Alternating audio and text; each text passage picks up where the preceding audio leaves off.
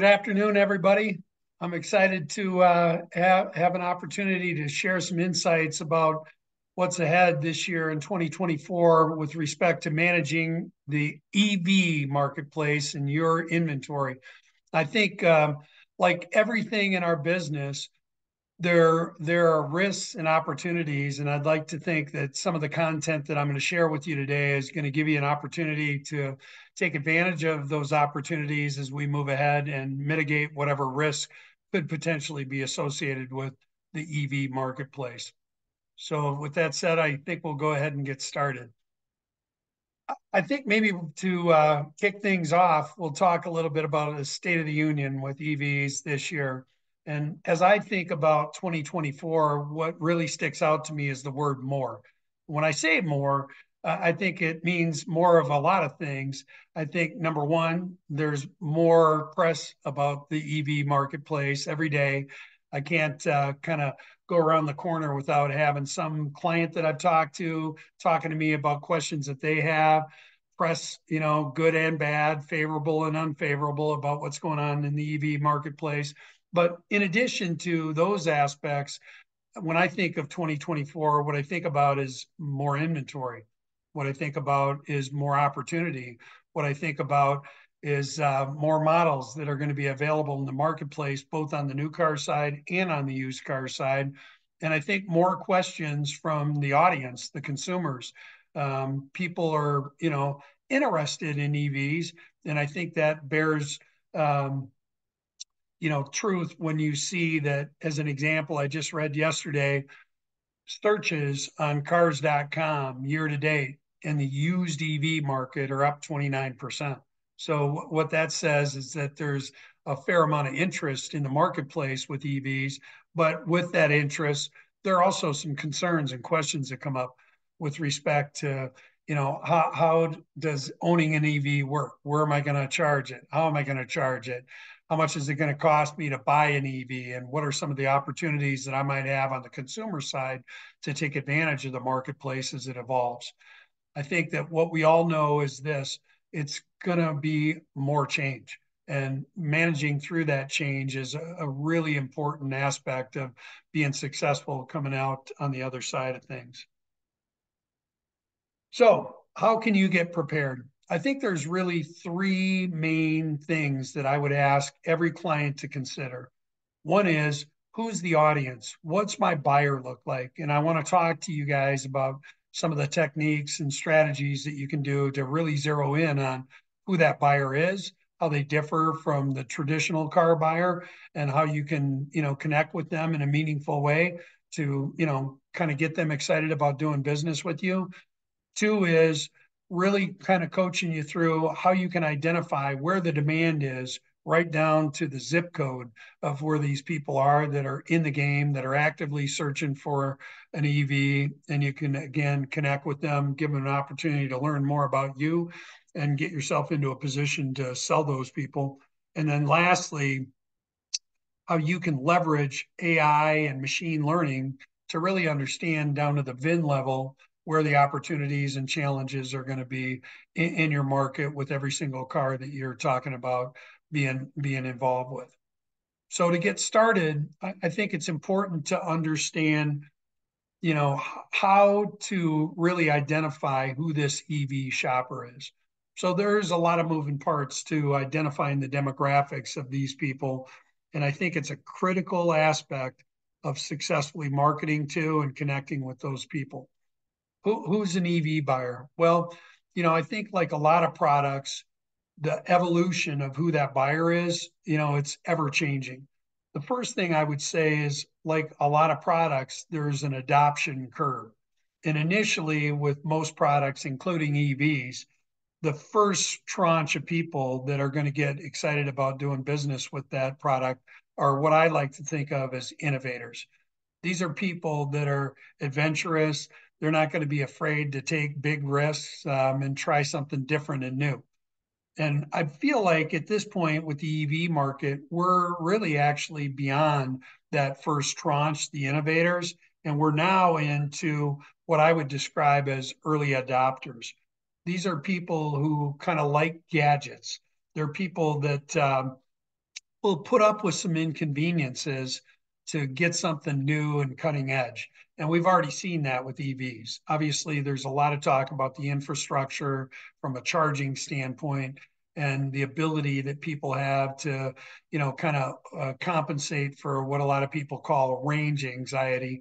I think these early adopters are generally people that are going to be okay with maybe some inconveniences, because they're really excited about having something new and different, or maybe they're very concerned with the environment, or they generally believe that the future is going to come at some point along the way. And so they might as well kind of get in there as quick as they can and have a step up or a leg up on everybody else in the game. But then I think once we get beyond the innovator and the early adopter, then we want to think about that mainstream customer. And I read a study earlier this week about the expectations of these mainstream customers. Generally speaking, I think once we move from the early adopter phase into the mainstream, the expectations of the consumer are going to change pretty rapidly. So the study that Boston Consulting Group did, that was referred to in an automotive news article, said that everybody is interested in an EV, but what they want is a 20-minute charging time, a 350-mile range, and a 50K or below price point. There's only one car, happens to be a Hyundai, that fits that profile at this point. So as we accelerate into the mainstream, I think that we're going to have to consider what's going to be different about marketing to an early innovator, an early adopter, and how we're going to market to somebody that's more of a mainstream customer. And I would encourage you as a dealership to kind of think through how you could get a little more knowledge about who these people are, right down to interviewing people that are, current EV owners, to get a little sense of what got them excited about it, what their expectations are, versus somebody that's got the EV in consideration, but really hasn't taken the step to actually, live with one. One of the things that a dealer recently shared with me that I thought was very interesting was they actually had a couple of EVs, and they, implemented some marketing techniques to get people that weren't considering an EV to come in and actually drive one and get to know it a little bit. And they learned a lot through that experience, really understanding, how the mainstream buyer thinks about the EV market a little differently than those innovators or early adopters. Okay, so now what we want to talk about is how the consumer demand is potentially going to be different in the EV market than it would be for the mainstream ICE kind of a customer. First things first, you got to be able to have access to technology that allows you to identify where that demand is. So there's a lot of different things that you can do. By the way, I work for a company called Lotlinx, and we provide this sort of technology to be able to zero in on, where consumer demand for any kind of vehicle is. And we can talk more about that here at the end. But I believe all in all, the number one thing that you're going to have to consider is that the likelihood is to achieve the level of demand that you're going to want to move these cars in a timely manner. It's probably going to potentially require you to consider other markets that could be adjacent or disconnected from where you actually are physically located. You can see over here on the right-hand side, there are some specific geographies where the adoption is way better than others. One of the things that I believe, those top 10 adoptions have in play is that most of those, not all, but some for sure, are states where there's an additional state tax credit in addition to the federal tax credits. And, I think that, obviously the legislature, kind of pushing the adoption of these things makes for a little bit, more pliable marketplace. There are 7 states currently that offer state tax incentives or state tax credits: Colorado, Maine, Massachusetts, Maryland, Delaware, New York, and California. And as you can see here on my slide, a handful of those are the top 10 adopters. I think with the bottom 10 adoption states, they all have either something in common with just the general population or the population of charging opportunities for a consumer, or they're in more rural markets where, undoubtedly it could be a little more challenging. That's why it's so important in my mind, if you're going to take the opportunity to get more involved with the EV market, to really know and understand where that demand is. And once you figure out where it potentially is, how to connect with the people in those marketplaces. I think it's absolutely essential when you think about differentiating yourself from the people that you're trying to compete with in your physical location to have a leg up on really having the knowledge and understanding you're going to need.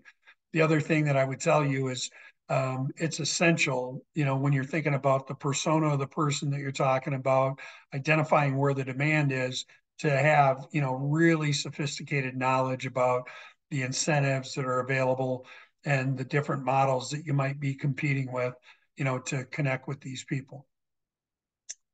Okay, so once you know and understand a little bit about the persona of the customer, once you know and understand where the potential opportunities are from a marketplace standpoint to connect with more of those buyers, what do you need to know about the EV itself?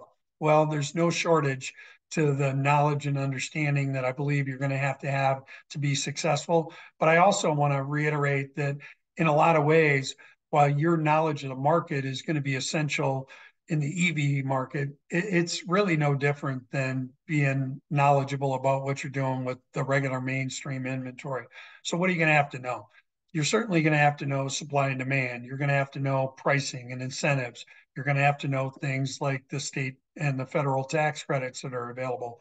Not any shortage of information that's available to you. You can get on fueleconomy.gov and zero in on, what incentives are available at the federal and the state level. But you're going to have to know really insightfully, what the competition in those other geographies are offering, and make sure that whenever you're advertising these cars and marketing these cars, you're connecting that persona, the person that you want to really, market to, with the right kind of messaging that's going to put you in a good position to be able to, get somebody to call you or, come in.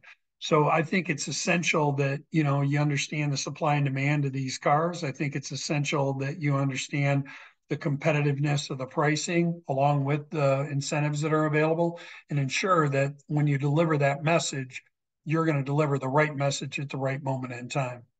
And with respect to the used marketplace, there are a lot of moving parts. I think that we've seen over the course of the last 6 or 8 months that supply can really impact things. A lot of people on this call likely saw Hertz decided to kind of throw in the towel on some of the EV inventory that they had, and they rapidly introduced a pretty significant amount of inventory into the wholesale environment.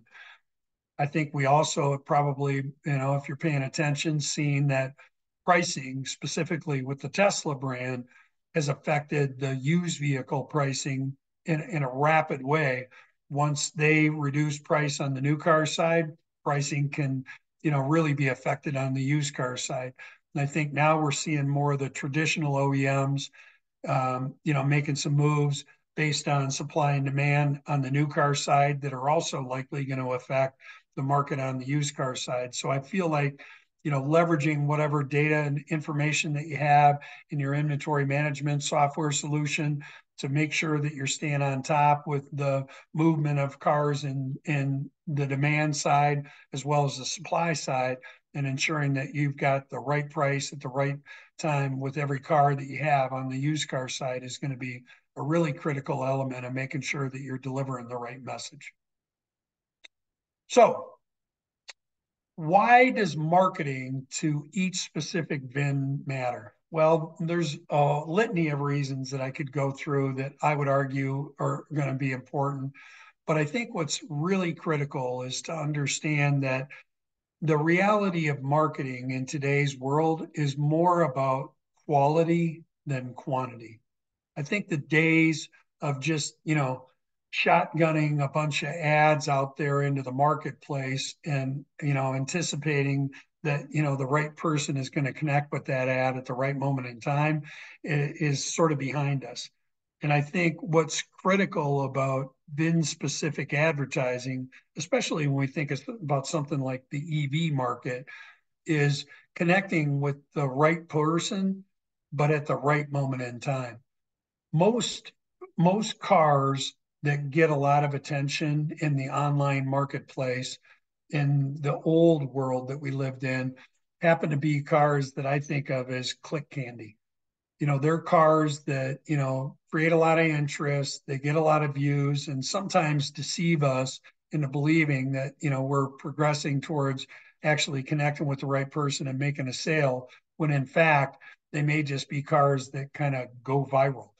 And I think with VIN specific advertising, what you're able to do is, again, identify demand specific to the year, make, model, trim vehicle that you're talking about, and not just identify demand, but identify the behavior of the shopper in the marketplace so that when we see somebody engage with the, shopping of that kind of car, we can also see the behavior of them in such a way that makes certain we connect your vehicle with them at that right moment in time. Again, I would argue that the EV persona, that shopper, is going to take a way different path than somebody that's looking at a traditional car. And I think that potentially the funnel is going to be a longer funnel. In other words, I think the initial research is going to be a lot broader than it would be with a traditional kind of car. And the time that it takes to go from that broad search to that zero moment of truth, as we all know, is going to be a little different. It's not just identifying that there are shoppers in the market, it's identifying that they're behaving in a way that suggests that they're ready to pull the trigger on a car. And that's really when we want to get in front of them.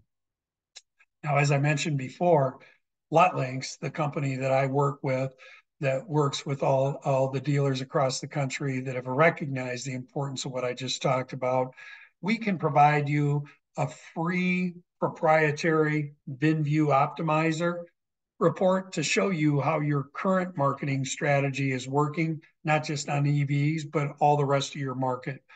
You can email marketing@lotlinx.com to request a free report. All we need is an inventory feed and access to your Google Analytics, and we can identify specific to EVs or, again, any of the rest of the inventory that you have, how your current marketing strategy is doing with connecting you with those people.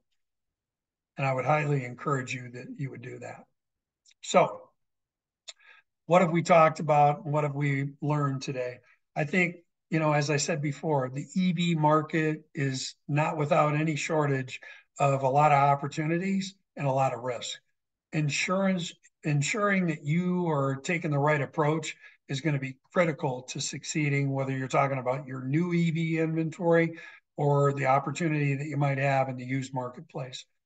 Understanding the customer that you're dealing with and how they're going to go through that path and process to zero in on the right kind of car is going to be critical. And I think that, again, leveraging your current client base, really learning and understanding some of the questions that these people potentially are going to have or concerns that they would have that would move them away from consideration is a critical element of what you're doing. And then obviously leveraging the right kind of technology to being able to take advantage of that is going to be huge. I guess what I'd like to leave you with is this. EV sales, in spite of what you might hear in the press, accelerated over 50% last year. That's a big jump. Again, it started with a small number, but I can't think of anything in my career, in the retail automotive space that I remember jumping that level that quickly. Now, as we move ahead, they anticipate that somewhere around a quarter of all the sales this year are going to be either pure EVs, plug-in hybrids, or hybrids of some kind. So what that tells me is that the consumer has a level of expectation about fuel economy and, advancing into new technologies that's probably going to need to be quenched. Our job as retailers is to really ensure that we take advantage of those opportunities. And again, I think the market is going to continue to grow. I think there are going to be some starts, there are going to be some stops, there are going to be some challenges along the way. But like any challenge that we face, especially as retailers in the automotive space, I believe that knowledge is really going to be power. Ignorance or a lack of clarity on different things that come into play as we go along and we advance forward are the things that are going to hold us back and put us in a position where we're going to have greater risk. Really being insightful and making sure that we have the right strategy at the right moment in time is what's going to help us be successful. And again, we would love the opportunity. Anybody's got any interest in learning more about how to identify that demand in the marketplace, understand more about the risks and opportunities that come into play. We're happy to reach out and help. Nick, that's all I've got. Again, the voice and the great presentation has been shared by Fabian Mackin, who is the Senior Vice President and Chief Customer Officer at Lotlinx. For our webinar today, the 2024 Ultimate Guide to Effectively Manage Your EV Inventory, and outstanding presentation. Just a reminder that we are recording today's session, so please keep watch of your inbox for a message containing a link to the recording of our webinar today, so you can review the great information and suggestions that Fabian has shared, as well as distributed around your store and to your colleagues to review later.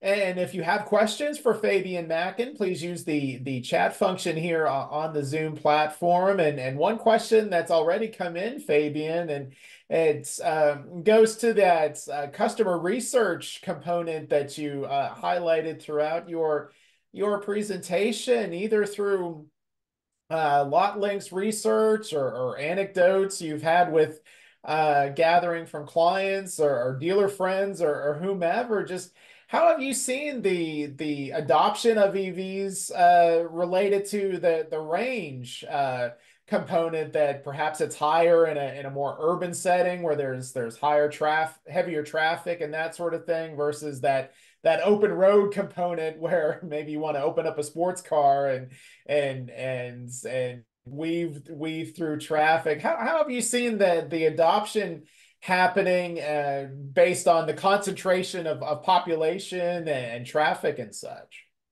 Yeah, I would say there's no question, at least at the point where we are right now in the EV marketplace journey, that urban shoppers or buyers are probably far more open to the idea of an EV than somebody out in a more rural marketplace, just because of the infrastructure.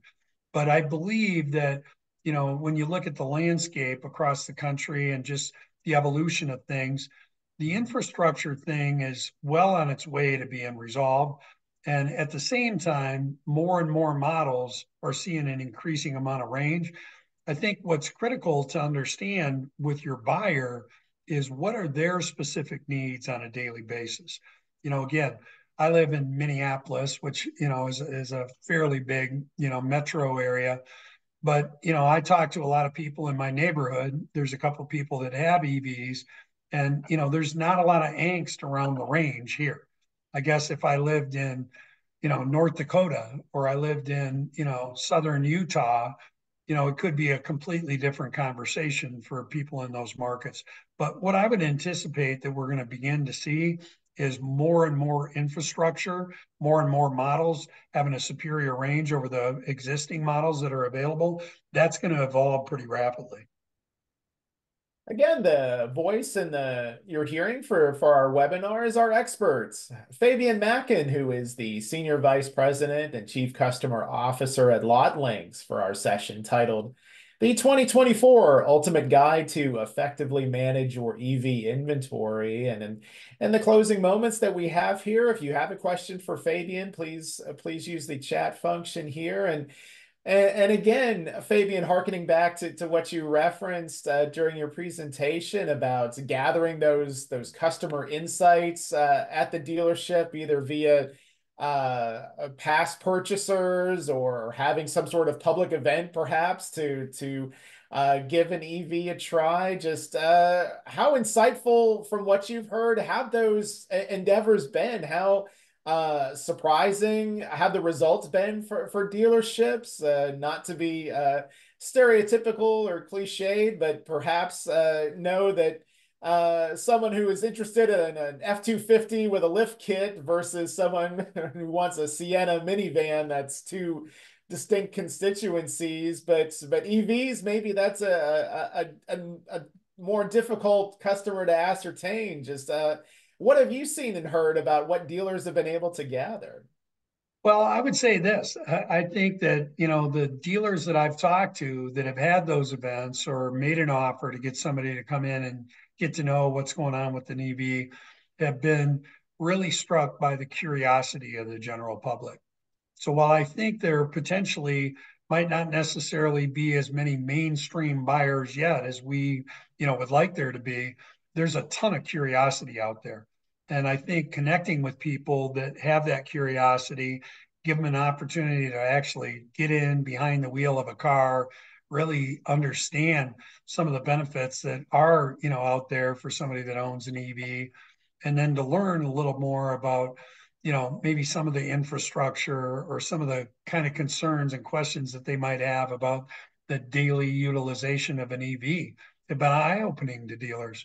From what I've gathered in the conversations that I've had, once we've had an opportunity to actually talk to some people and address some of the questions and concerns, the EV fits into play with a lot more shoppers than they think. And, again, I would anticipate that as we move ahead, that's going to continue to create a lot more curiosity and a lot more interest in the public. Closing moments here on our webinar, the 2024 Ultimate Guide to Effectively Manage Your EV Inventory, featuring Fabian Mackin, who is the Senior Vice President and Chief Customer Officer at Lotlinx. And Fabian, just to round out our conversation, just to reiterate, just how important is it for dealerships to wrap their arms around the EV market, since, as you referenced, the spectrum of offerings is growing, the adoption is gradually moving higher. Just how important is it to keep in mind that this is a segment of inventory that's going to become more and more important, perhaps, as we go down the road? Yeah, Nick, I would just say this. I mean, the acceleration of sales and the curiosity out there in the marketplace from a consumer audience standpoint tell me that, if I'm not going to be an expert, I'm going to probably get left in the dust. Now, that said, I believe that knowledge is power, and, we've got to ensure that we have the right kind of thinking because there are certainly no shortage of risks out there. Not understanding the marketplace and who that consumer is and how to connect with them in the right way puts you in a position where you could probably make some bad moves along the way. But again, like everything that we do that we're new and unfamiliar with, I think having the right kind of partnerships and, opportunities to learn from others is a key element of what needs to take place for me to be successful. Again, partnering with people that can provide you the insight and knowledge that you need in such a way that makes your job a little easier is a critical element of things. And, as I make a little pitch here at the end, I mean, we're absolutely working with dealers across the country, literally all day, every day, helping them gain that insight and knowledge and, achieving that sort of a partnership that can help you be successful. That's Fabian Mackin, Senior Vice President and Chief Customer Officer at Lotlinx. And you can connect with Fabian and the rest of the team at the company get started by going to their website at lotlinx.com. Fabian, thank you so much for the intriguing presentation and great recommendations for stores of all kinds. Thank you again. You got it. Thanks much. Bye-bye. And on behalf of all of us at Cherokee Media Group, we thank you so very much for joining us, and we look forward to having you again next time.